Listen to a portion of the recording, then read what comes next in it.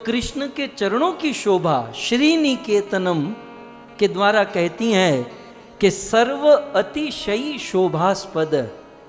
इस दुनिया में कृष्ण आपके चरणों से अधिक शोभा किसकी हो सकती है? आप कहते हो कि हमारा हृदय सुष्ठु है, शोभनीय है। नहीं, कृष्ण हमारे हृदय से भी अधिक शोभनीय आपके चरण है। सर्व अतिशय शोभस्पद तव, सबसे अधिक शोभास्पद यदि कोई है तो वो आपके चरण है। और इसीलिए अलंकार वर्यणम एव कृष्ण, ये आपके चरण हमारे हृदय में आएंगे ना तो हमारा हृदय अलंकारित हो जाएगा। वास्तविक हमारे हृदय का अलंकार वो सोना गहना चैन नहीं है, आपके चरण है। भूषणम भूषणांगम, आभूषण के भी आभूषण है कृष्ण आपके चरण।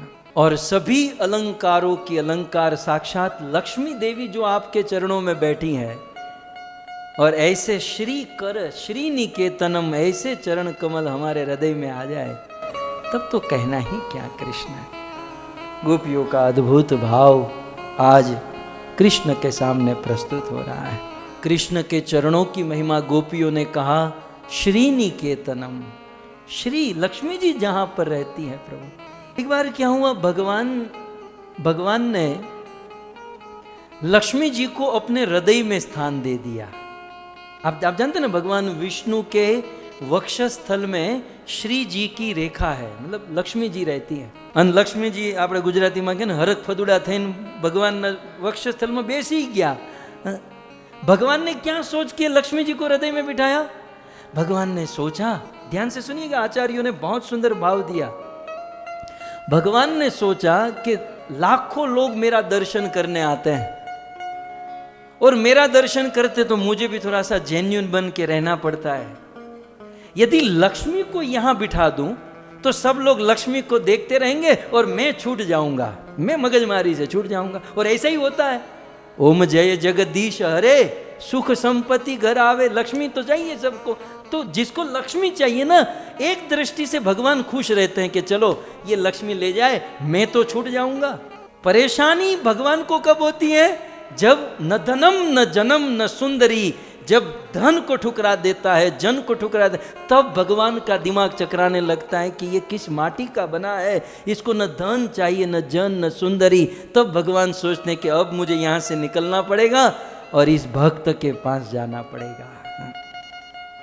तो छूटने के लिए भगवान ने लक्ष्मी जी को अपने हृदय में बिठा दिया और लक्ष्मी जी बैठ गई कि चलो मैं भी देखूंगी कि कौन मेरे पति को आलिंगन करता है, कौन मेरे पति से आलिंगन करता है, कौन मेरे पति के पास आते हैं। लक्ष्मी जी बैठ गई। तो लक्ष्मी जी ने देखा, कुछ दिन तक लक्ष्मी जी भगवान के वक्षस्थल पर बैठी। फिर लक्ष्मी जी को पता चला, यार ये प्रभु के छाती में वक्षस्थल में बैठना ये तो घाटा है, ये तो बहुत बड़ा लॉस है। फिर भगवान को कहते हैं, प्रभु जरा यहाँ से मुझे बाहर निकालो, मतलब वक्षस्थल से थोड़ा सा ऐसे बाहर लाओ। तो वक्षस्थल से बाहर निकाला। बोले क्या है? बोले प्रभु मुझे आपके वक्षस्थल में नहीं बैठना है, मुझे आपके चरणों में बैठना है। तब भगवान ने कहा, देखो चरणों में ऑलरेडी तुलसी देवी है, तुलसी पत्र कहाँ, तुलसी का वास कहाँ? भगवान के चरणों में है। आपकी जानकारी के लिए, राधा रानी के चरणों में भी तुलसी नहीं लगाई जाती, तुलसी केवल और केवल ठाकुर जी के चरणों में होती हैं। तो बोले मेरे चरणों में तो तुलसी का वास है। लक्ष्मी जी ने यहां तक सैक्रिफाइस किया कि मैं तुलसी की सौतन बनकर रहूंगी। मतलब आपकी दूसरी प्रेमी का जो है, मैं सौतन बनकर रहूंगी। भगवान ने कहा, देखो मेरे चरणों में ये सारे दास्य भक्ति के जो भगत हैं वो सब मेरे चरणों में पड़े रहते हैं। ओम विष्णुपाद परमहंस परिवाचार्य, विष्णुपाद, भक्तिपाद, कृष्णपाद, भगवत पाद, ये सब मेरे चरणों में है। लक्ष्मी जी ने कहा कि कोई बात नहीं, उन सब के बीच में ही मुझे बीच में बिठा लेना, लेकिन हृदय में रहना घाटा है प्रभु, मुझे आपके चरणों में रहना है। और फिर तो यद्वांछया श्रीललना अचरत तपो। फिर तो लक्ष्मी जी जिद कर बैठी कि मुझे आपके चरणों में तब भगवान ने कहा, देखो मेरे चरणों में यदि तुम्हें स्थान चाहिए तो ऑलरेडी मेरे चरणों में प्रणत देही नाम गोपिया है, तुलसी जी है। आपको व्रजवासियों के पद चिन्हों पर चलना होगा, तब जाकर मेरे चरणों में वास मिलेगा। तब श्रीमद् भागवत के 10वें स्कंद के 29वें अध्याय में बहुत सुंदर श्रीर्यत् पदाम्बुजरज श्चक में तुलस्या लब्ध्वापि वक्षसि पदं किल भ्रूत्यजूष्टम् यस्या स्ववीक्षणयुता न्यसुर प्रयास तद्वयं च तव पादरज प्रपन्ना। देखिए, इस श्लोक को समझने के लिए दूसरी लाइन से शुरू करना होगा।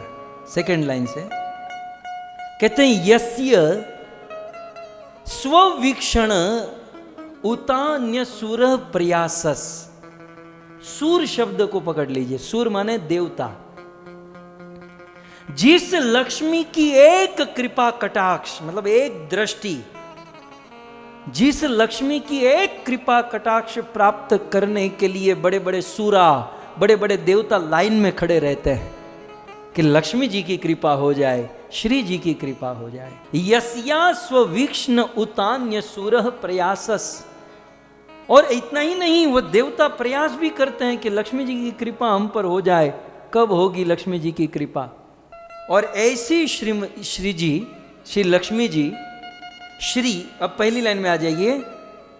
ऐसी लक्ष्मी जी जिसको देवता भी देखना चाहते, जिसको प्राप्त करने के लिए मनुष्य तो हम तो देख ही रहे हैं रात दिन सुबह उठकर जिस लक्ष्मी के पीछे, लेकिन देवता भी जिस लक्ष्मी को चाहते हैं, यस्य ऐसी श्री लक्ष्मी जी, श्री प्रथम लाइन में यत् पदाम्बुज उपचक्र में, भगवान श्री कृष्ण के चरणों में बैठी है। यद्यपि भगवान ने कहा यहां तुलसी ऑलरेडी है, तुम्हारी स्वतंत्र तुम्हारे साथ, बोले नो प्रॉब्लम, तुलसिया लब्ध अपि।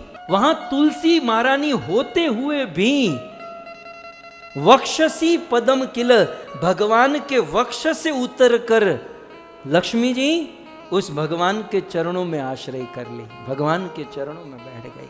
तब गोपियां दूसरी लाइन के अंत में कहती हैं कि आपके चरणों की जब इतनी महिमा है कि लक्ष्मी जी हृदय से उतरकर चरणों में बैठती हैं, यद्यपि वहां तुलसी भी है और बहुत सारी चीजें हैं।